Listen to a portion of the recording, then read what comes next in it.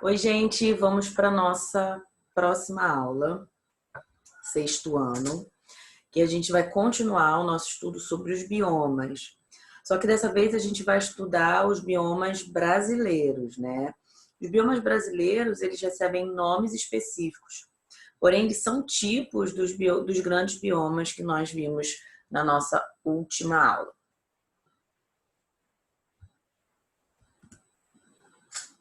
Então agora é o módulo 18. Como ia ficar muito grande, eu separei o módulo 18 do 16 e do 17. Mas é só, seu livro não fala muito sobre isso, mas a gente vai comentar alguns pontos importantes sobre os biomas brasileiros para que vocês possam saber. E quem quiser pesquisar um pouquinho, tem o site do Ministério do Meio Ambiente que tem essas características de biomas. A gente tem sites que dão informações muito boas sobre esses biomas. Então, biomas brasileiros. O que eu escrevi aqui para vocês é que o Brasil é um país de dimensões continentais. Nós somos maiores do que alguns continentes, né? E como a gente tem uma extensão territorial muito grande, nós temos incidências de vários tipos climáticos. Por isso que alguns autores dividem essas regiões do Brasil em biomas brasileiros, né? A gente tem como o Pantanal, que não está só no território brasileiro.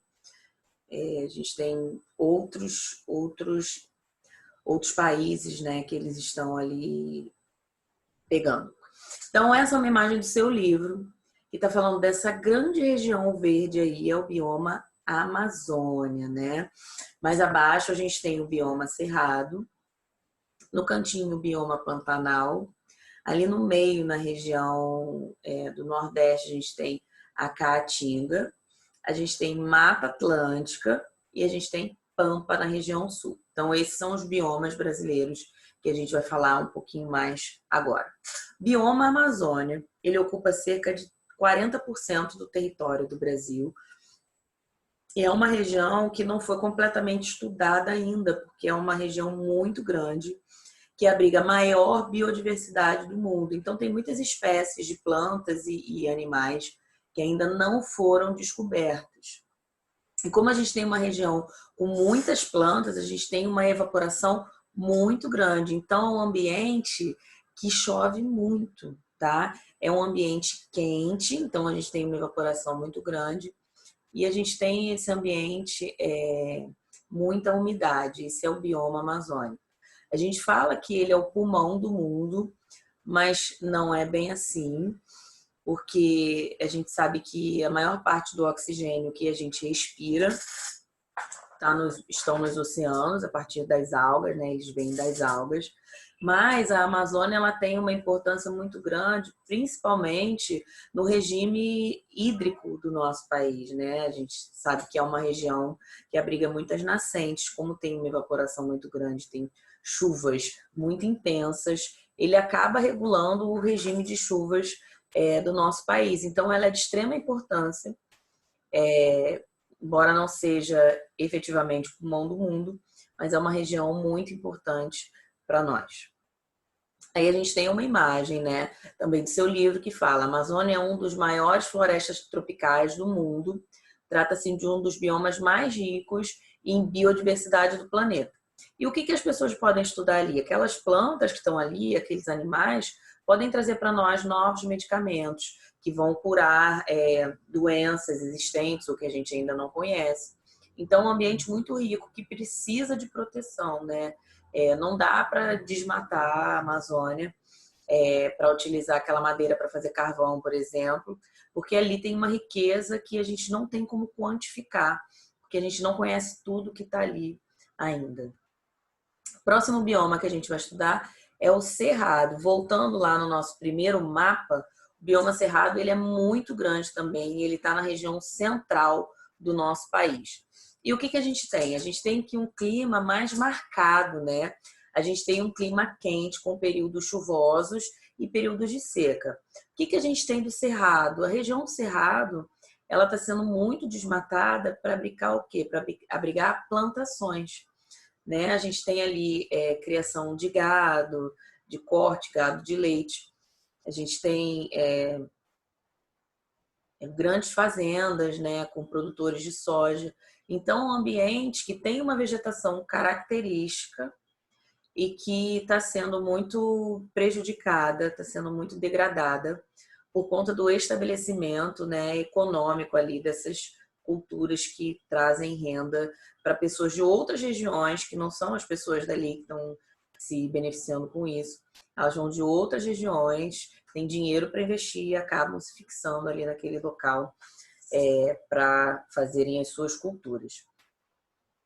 Outro grande bioma que a gente tem é um bioma que a gente chama que é de transição, que é o Pantanal. É o bioma de menor extensão territorial do nosso país. Ele tem um clima quente e úmido no verão e é considerado uma área de transição. Por quê? Porque o Pantanal, a gente tem áreas que são completamente alagadas no verão, que a gente tem mais umidade, e a gente tem áreas de seca. Então, por que a gente fala que ele é de transição? Porque ele tem característica, né, do bioma amazônico e ele tem característica também do cerrado.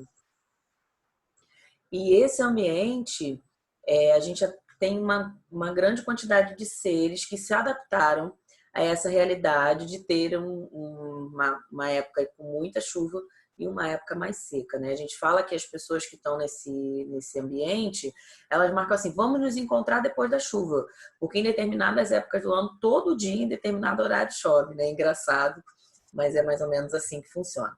Próximo bioma é um exemplo de deserto, né? É a Caatinga, região nordeste do nosso país. A gente tem um clima semiárido, com pouca quantidade de chuva o ano todo. E a gente tem a nossa vegetação, que ela precisa o quê? Se adaptar, assim como os seres que estão presentes ali, aquela baixa disponibilidade de água. Então, em determinadas épocas do ano, né, a época que chove, é uma época que chove muito pouco. Então, a gente tem alguns tipos de plantas, como, por exemplo, cactáceos, que guardam a água ali, né? Eles apresentam essas adaptações, são, por exemplo, eles florescem só à noite para evitar a perda de água. Então, esses seres que estão ali, eles estão vivendo sob uma baixa disponibilidade de água o ano inteiro, né? Por isso que a gente fala semiárido. Temperatura anual é entre 25 e 20 graus. E esse ambiente, as pessoas que estão ali, geralmente elas saem daquele ambiente para tentar melhores condições de vida, geralmente próximo a córregos d'água, né, a rios. A gente tem o bioma Mata Atlântica. Esse bioma ele é muito interessante, porque seria o bioma que nós estamos aqui na região sudeste. Mata Atlântica, por quê? Porque essa mata, ela beirava o quê? O Oceano Atlântico. E a gente tem só cerca de 7% da área que nós tínhamos originalmente. Ele é um bioma que ele foi quase totalmente desmatado. Para quê? Para abrigar as cidades, né? As populações, também para plantio de café. Então, é de extrema importância. A gente tem uma grande quantidade de seres sobrevivendo ali, a gente tem árvores maiores. Então, a gente tem pouca quantidade desse bioma aqui no nosso ambiente. Bom, gente, falei um pouquinho dos biomas brasileiros, né? Vocês podem buscar um pouco mais, como eu já havia falado, no site do Ministério do Meio Ambiente. É importante que vocês tentem identificar esses biomas, em quais dos grandes biomas que nós estudamos na aula passada, que eles estão enquadrados. É importante também que vocês leiam um capítulo do livro que fala sobre isso e comenta no vídeo as suas dúvidas que eu vou responder assim que possível. Um beijo, estou morrendo de saudade de vocês. Até a próxima. Acabamos.